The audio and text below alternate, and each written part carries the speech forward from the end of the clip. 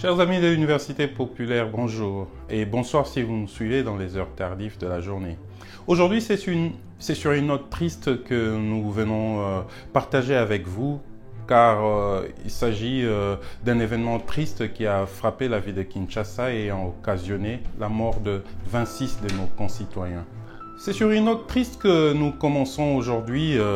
Il s'agit d'un événement triste et malheureux ayant occasionné la mort de 26 de nos concitoyens et majoritairement de femmes qui sont sorties de chez eux aujourd'hui, le 2 février 2022, pour chercher un gagne-pain, un moyen pour subvenir aux besoins de leur famille.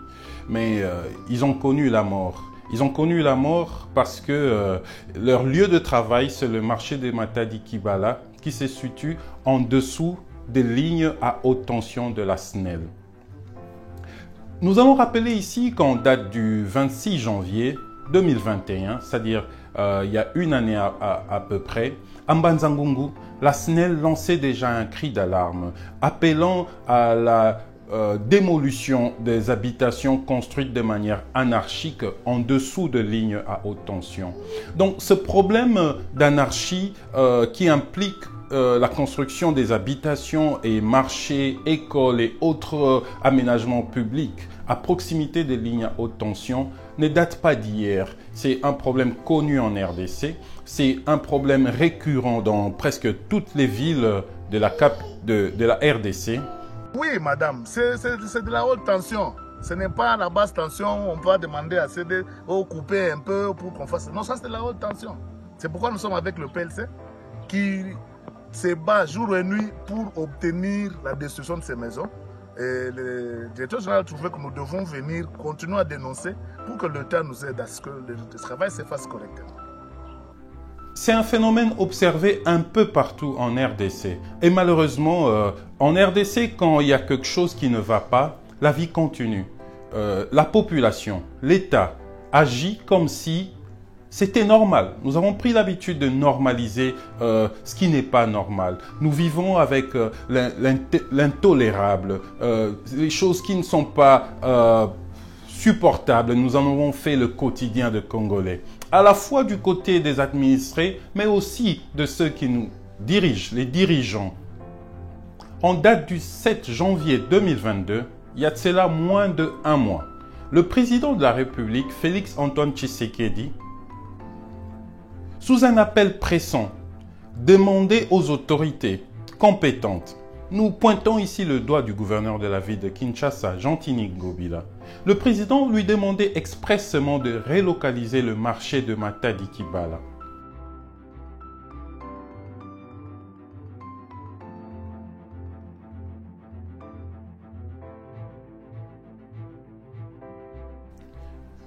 C'est ce même marché où l'incident ayant coûté la vie de 26 de nos compatriotes, de nos concitoyens, qu'il s'agit.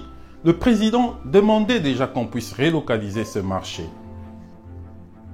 Il faudrait noter que la ville de Kinshasa connaît cette situation d'anarchie généralisée un peu partout. Il ne s'agit pas que de Matadi Kibala où nous avons compté 26 morts. 26 vies humaines prises de manière brutale, comme l'illustrent ces images, quand même d'une très rare violence. Suivez.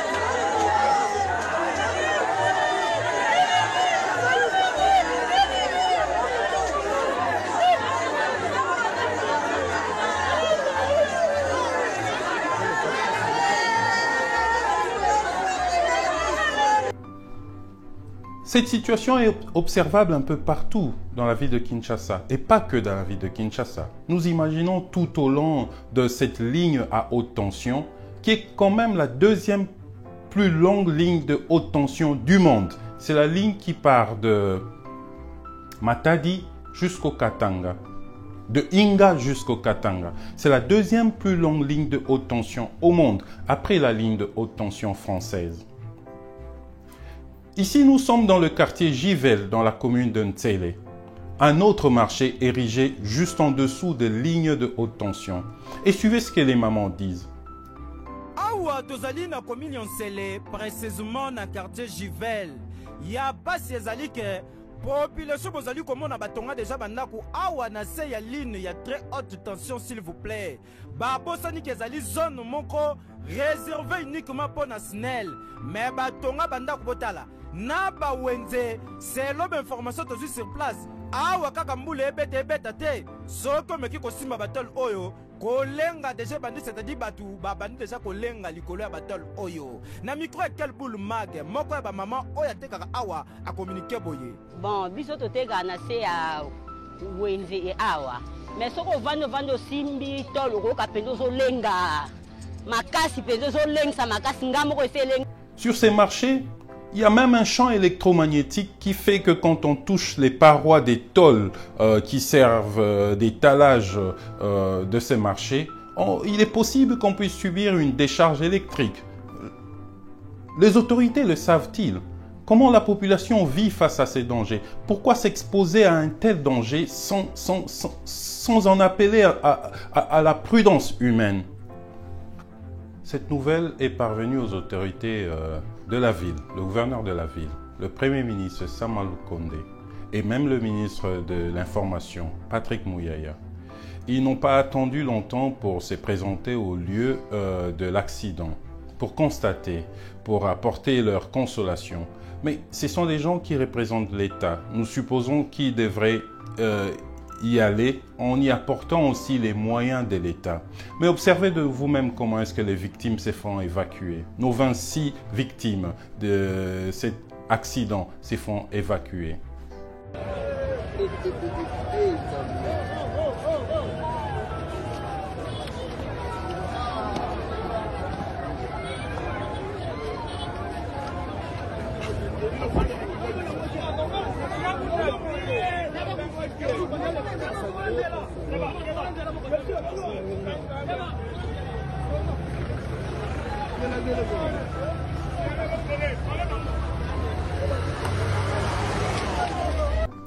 On peut y conclure que l'action publique manque d'efficacité. Le ministre de la Communication, le Premier ministre, qui est le chef du gouvernement, le gouverneur de la ville de Kinshasa, ils se sont déplacés main bredouille, à part leur cortège, leurs beaux costumes et le privilège qui vont avec leurs fonctions, mais l'efficacité de leur action pour l'intérêt public est quasi nulle.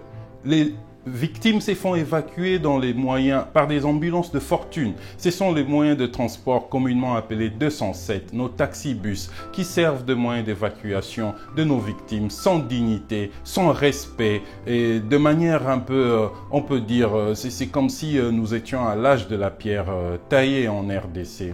Et pourtant, 3 grandes autorités de la République se sont déplacées pour apporter leur appui. C'était un déplacement tout simplement d'observation. L'action publique en RDC, deux fois, se limite au protocole, ça se limite au folklore.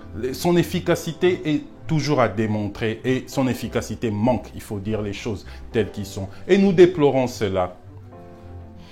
Mais, néanmoins, le gouvernement s'est décidé de prendre en charge l'inhumation de victimes.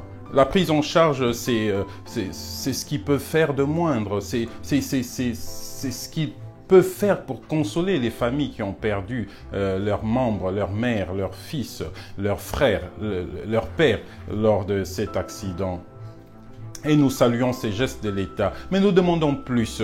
Diriger, c'est prévoir. L'État doit mettre en place des moyens qui feront en sorte que ces genres d'événements malheureux ne puissent plus se reproduire. Nous nous rappelons qu'en date du 27 décembre 1998, le ministère en charge de l'énergie et des hydrocarbures avait pris un arrêté, l'arrêté 081, qui portait sur le cahier des charges touchant les activités d'électricité en RDC. Et dans son article 131, notamment l'article 216 et l'article 224, le principe des précautions est mis en avant.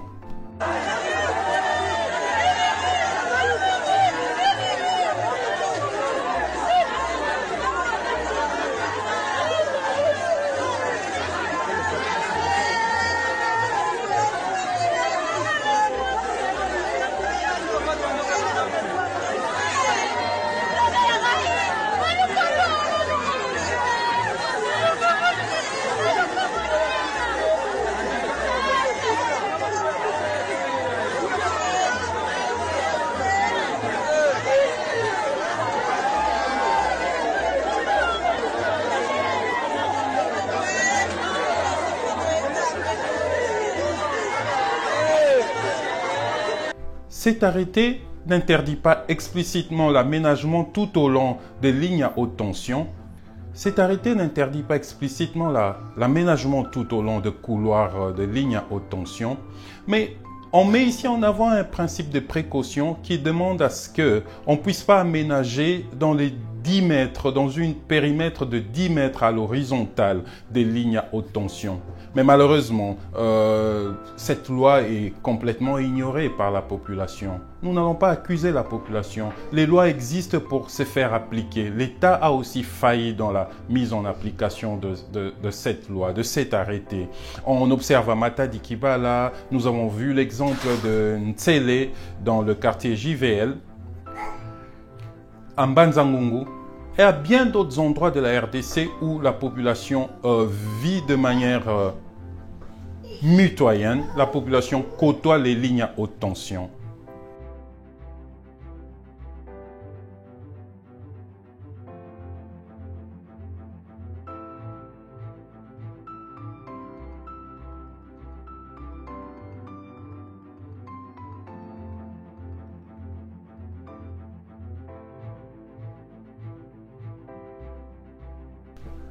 Nous espérons que cet accident de plus, qui nous rappelle les tristes accidents de type K, des accidents récurrents qui touchent les secteurs de transport aéronautique, de transport fluvial en RDC, des accidents dont nous nous sommes malheureusement habitués. Ça se reproduit, nous comptons de pertes en vies humaines, mais rien ne change du côté de l'État. Aucune mesure n'est mise en place pour nous éviter ces genres de désastres dans le futur.